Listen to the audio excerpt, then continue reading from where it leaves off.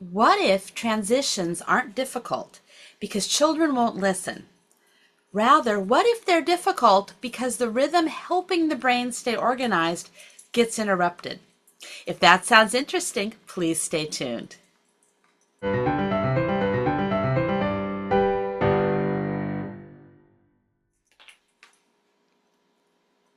Have you ever noticed that some children seem perfectly fine one moment and completely disorganized the next? They're focused, doing the lesson, fully engaged in the activity, completely participating. Then it's time to clean up or line up or switch subjects or head to PE, and suddenly everything falls apart.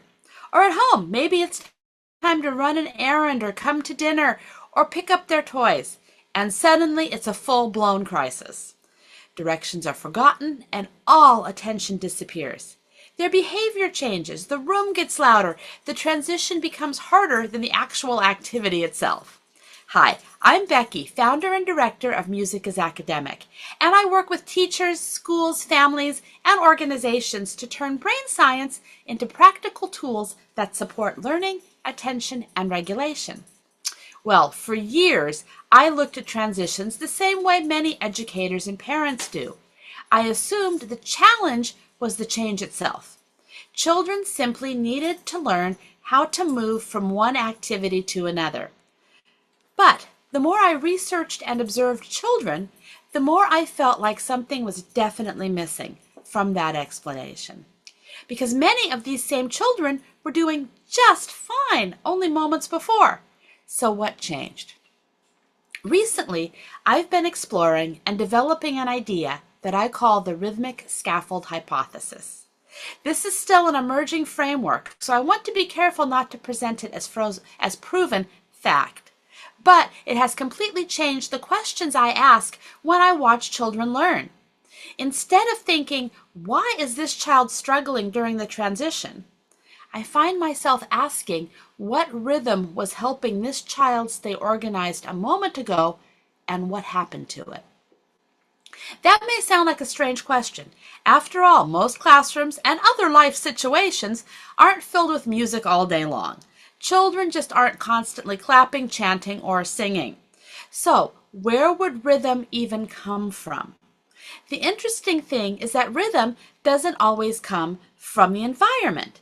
Sometimes it appears to come from the child. Think about a student quietly working on an assignment. From the outside, they look still and focused. But take a closer look. Maybe they're tapping a foot under the desk. Maybe they're lightly bouncing a leg or rhythmically chewing a piece of gum. Perhaps they're quietly shifting their weight, even internally rehearsing information with a subtle rhythm they may never even realize they're using. The room looks quiet and the child looks focused, yet there may still be rhythm present. Now, imagine the teacher says, "Okay, everyone, put everything away, it's time for PE."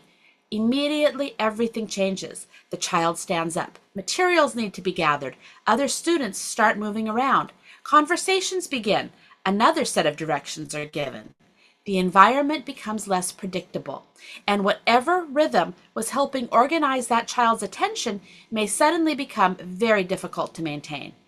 The foot that was tapping quietly under the desk is now walking across the room. The steady work pattern is interrupted. The nervous system has lost the rhythm that may have been helping it stay organized. And if that's true, then transitions start to look very, very different. The challenge isn't simply that an activity ended. The challenge may be that one rhythmic scaffold disappeared before another rhythmic scaffold was available or put into place. And that might explain something teachers and parents see all the time. Some children seem to become more active, more fidgety, or just more distracted during transitions. Traditionally, we might interpret that as misbehavior, or lack of self-control, or refusal to follow directions. But what if another possibility exists? What if the nervous system is searching for a new rhythm to organize the brain around? Again, I want to be careful here. Not every wiggle means the same thing, and not every movement has the same purpose. Children move for lots of reasons. But I do think it raises an interesting question. Could some of the movements we see during transitions be the brain's attempt to regain rhythmic organization? Because if you've ever watched children closely, you notice something fascinating. They create rhythms constantly. They're tapping pencils and bouncing their feet. They're drumming on tables. They're humming. They're rocking. They repeat phrases and invent little patterns. Sometimes adults spend a tremendous amount of energy trying to stop those rhythms, but perhaps we should spend more time trying to understand them. That doesn't mean every tapping pencil should continue uninterrupted. But if one child is distracting 25 others, intervention may absolutely be necessary. But the question underneath the behavior still matters. What role was that rhythm playing, and what was it helping the child to do? And that brings us back to transitions, because this may be where rhythm becomes especially valuable. When a child can no longer maintain the rhythm that was helping them stay organized, an external rhythmic scaffold can help to bridge the gap. Not because rhythm is magical or because music fixes everything, but because rhythm provides structure for the brain. Imagine a class cleaning up to a steady chant. Imagine students walking to PE while marching to a simple beat. Imagine a call and response routine before lining up, or perhaps a predictable rhythm that just happens every time a transition begins.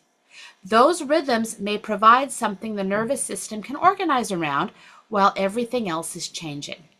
The old scaffold is gone. A new scaffold appears.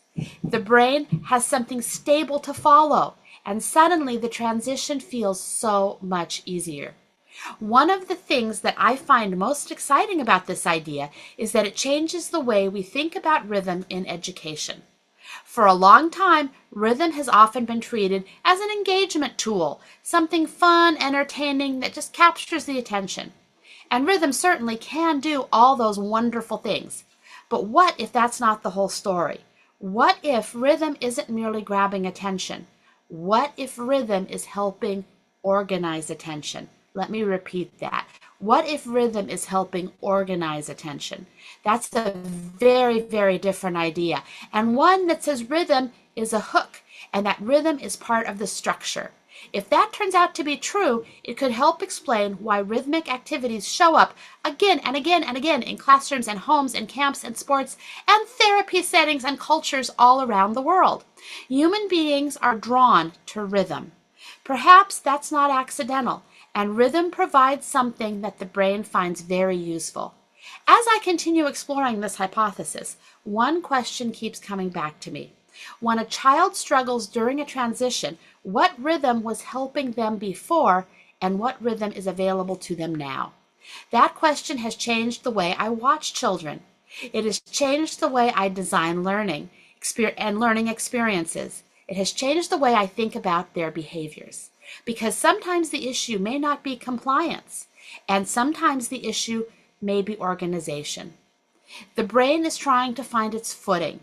The nervous system is trying to regain stability, and rhythm may be one of the tools it uses to get there. So this week, I want you to try something. Watch a transition. Not the whole day, just one transition. And instead of focusing only on behavior, pay attention to rhythm. Notice the tapping, observe the movement, see the patterns, what children were doing before the transition, and what changes afterward. You may start seeing things you never noticed before. And if you found this video helpful, please let me know in the comments, and be sure to like and subscribe to the channel. So, what transition causes the most difficulty in your classroom, home, studio, or camp? Have you ever noticed children creating their own rhythms when they're trying to focus or stay regulated? I'd love to hear your observations. So until the next time, folks, stay safe, take care, stay curious, and keep on learning. Goodbye.